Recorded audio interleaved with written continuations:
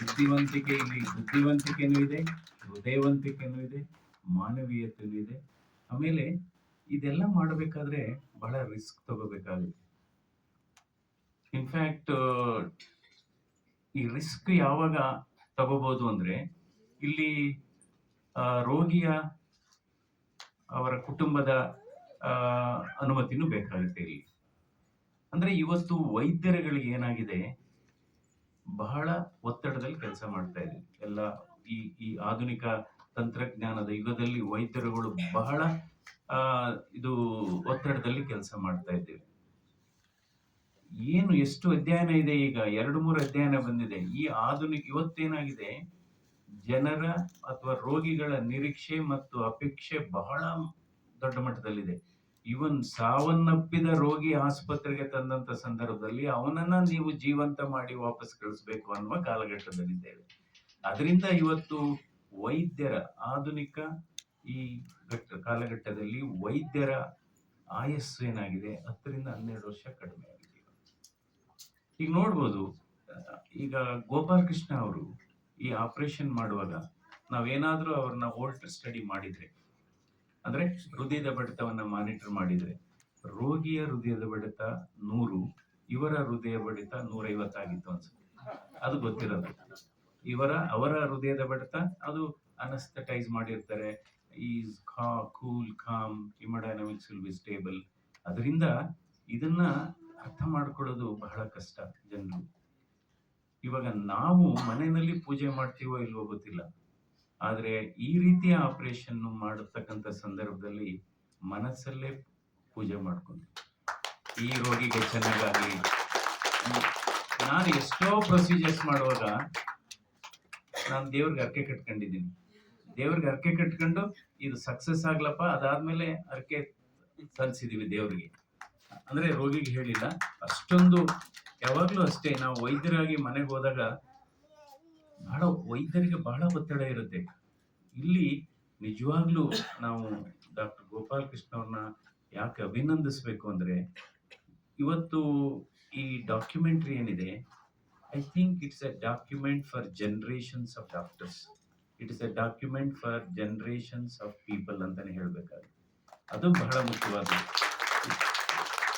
ಯಾಕೆಂದ್ರೆ ಇವತ್ತು right or wrong, 90% are too much attach to money. ಇವತ್ತು ಸ್ಪರ್ಧೆ ಆಗ್ತಾ ಇದೆ. ಇವತ್ತು ಅವ್ರು ಅಷ್ಟು ಮಾಡ್ತಾ ಇದ್ದಾರೆ, ಅವನ ಅಷ್ಟು ಪೇಷಂಟ್ ನೋಡ್ತಾ ಇದ್ದಾರೆ, ಅವರು ಇಷ್ಟು ನೋಡ್ತಾ ಇದ್ದಾರೆ, ಅವ್ರು ಇಷ್ಟು ಸಂಪಾದನೆ ಮಾಡ್ತಾ ಇದ್ದಾರೆ. ನಾವು ಇವತ್ತು ಹೋಲಿಕೆ ಮಾಡ್ಕೋಬೇಕಾಗಿರೋದು ಅವರು ಆ ಥರ ಮಾಡಿದ್ದಾರೆ. ಸಾಧನೆಗೆ ನಾವು ಹೋಲಿಕೆ ಮಾಡ್ಕೋಬೇಕು.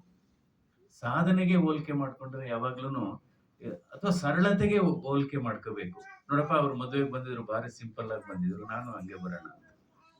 ಸೊ ಆಮೇಲೆ ಇಲ್ಲಿ ಬಹಳ ಮುಖ್ಯವಾದದ್ದು, ಅವರು ಒಂದು ಪ್ರೊಫೆಷನಲ್ ಅಟ್ಯಾಕ್, ಕಂಪ್ಯಾಷನ್ ಅಂತೀವಿ, ಕೇರ್ ಅಂತ ಹೇಳ್ತೀವಿ word. he has cared for his patient. Care ಅಂದ್ರೆ ಏನು? ಸಿ ಅಂದ್ರೆ ಕಂಪ್ಯಾಷನ್, ಎ ಅಂದ್ರೆ ಅಟೆನ್ಷನ್, ಸಿ ಅಂದ್ರೆ ರೆಸ್ಪೆಕ್ಟ್, ಇ ಅಂದ್ರೆ ಎಂಪತಿ. ಅದು 3 ಎಲ್ಲ ಕೂಡ ಇದೆ ಅವ್ರಿಗೆ. he has got all components of care. So ಇವತ್ತು ಸರ್ಟನ್ಲಿ ಇದು ಯಾವಾಗ್ಲೂ ಅಷ್ಟೇ, ನಾವೊಂದು ಪ್ರೊಸೀಜರ್ ಮಾಡಿದ್ರೆ 2 ಆಸ್ಪೆಕ್ಟ್ ಇರುತ್ತೆ. ಇಮ್ಮಿಡಿಯೇಟ್ ಆಗಿ ಏನಾಯ್ತು, ಲಾಂಗ್ ಟರ್ಮ್ ಫಾಲೋ ಅಪ್ ಅಲ್ಲಿ ಏನಾಯ್ತು ಅಂತ. ಸೊ ಯಾವಾಗ ಆ ಪ್ರೊಸೀಜರ್ಗೆ ಅಥವಾ ಒಂದು ಬಹಳ ಮಹತ್ವ ಬರುತ್ತೆ ಅಂದ್ರೆ, ಒಂದು ಪ್ರೊಸೀಜರ್ ಮಾಡಿ 2 ವರ್ಷ, 3 ವರ್ಷ, 4 ವರ್ಷ ಆದ್ರೂ ಚೆನ್ನಾಗಿದ್ರೆ ಅದು ನಿಜವಾಗ್ಲೂ ಆವಾಗ ಅದಕ್ಕೆ ಮಹತ್ವ ಬರುತ್ತೆ. ನಂತರ ಇದು ಬೇರೆ ವೈದ್ಯರುಗಳಿಗೆ, ಇದು ಕೇವಲ ಕಿರಿಯ ವೈದ್ಯರಿಗೆ ಅಂತ ಅಲ್ಲ, ಹಿರಿಯ ವೈದ್ಯರಿಗೂ ಕೂಡ ಇದು ಮಾದರಿಯಾಗಿದೆ ಅಂತ ಹೇಳ್ತೀನಿ. ಕೇವಲ ನಾವು ಮಾತೆತ್ತಿದ್ರೆ ಎಲ್ಲ ನೆಕ್ಸ್ಟ್ ಜನರೇಷನ್ ಅದು ಇಲ್ಲ, ಈ ಜನರೇಷನ್ಗೆ ಕಲಿಸ್ಬೇಕಾಗಿದೆ. ಈಗಿನ ಇನ್ಫ್ಯಾಕ್ಟ್ ಸೀನಿಯಾರಿಟಿ ಅಂದ್ರೆ ಏನು? ಜೂನಿಯರ್, ನನ್ನ ಅರ್ಥದಲ್ಲಿ ಸೀನಿಯಾರಿಟಿ ಅಂದ್ರೆ ಜಾಸ್ತಿ ಕೆಲಸ ಮಾಡೋರು, ಸರಿಯಾಗಿ ಕೆಲಸ ಮಾಡೋರು, ಪ್ರಾಮಾಣಿಕತೆಯಿಂದ ಕೆಲಸ ಮಾಡೋರು, ಅವರು ಸೀನಿಯರ್ಸ್. ಅವ್ರ ವಯಸ್ಸು ಬೇಕಾದ್ರೆ 35 ಆಗಿರ್ಲಿ, ಅವ್ರ ವಯಸ್ಸು 25 ಆಗಿರ್ಲಿ.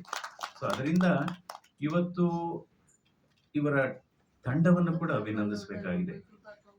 ಈ ತಂಡವನ್ನ ಅಭಿನಂದಿಸಬೇಕಾಗುತ್ತೆ. ಯಾಕಂದ್ರೆ anaesthetic component is extremely critical.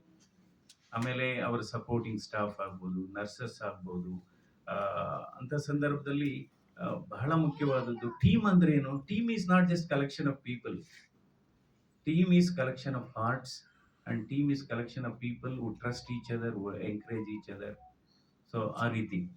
So ಇನ್ನು ಕೆಲವೇನಾಗಿದೆ, ಸಾಮಾನ್ಯವಾಗಿ ಈ ತರ ಕೇಸಸ್ನ ಒಂದ್ ಸಿಟ್ಟಿಂಗ್ ಅಲ್ಲಿ ಮಾಡಲ್ಲ. ಅದು ಕೂಡ ಅದರಲ್ಲಿ ಅವ್ರನ್ನ ನಾವು ಟೇಕನ್ ಮ್ಯಾಕ್ಸಿಮಮ್ ರಿಸ್ಕ್. ಯಾಕೆಂದ್ರೆ ಪ್ರೊಸೀಜರ್ ಪ್ರೋಲಾಂಗ್ ಆಗುತ್ತೆ. ಪ್ರೊಸೀಜರ್ ಪ್ರೋಲಾಂಗ್ ಆದಂಗೆ ಅವ್ರು ವೆಂಟಿಲೇಟರ್ ಮೇಲೆ ಇರ್ತಾರೆ, ಅದ್ರ ಕಾಂಪ್ಲಿಕೇಶನ್ ಜಾಸ್ತಿ ಆಗುತ್ತೆ. ಸೊ ಅದರಿಂದ he has decided to do all the 3 replacements in one go, right? Yeah, 3. So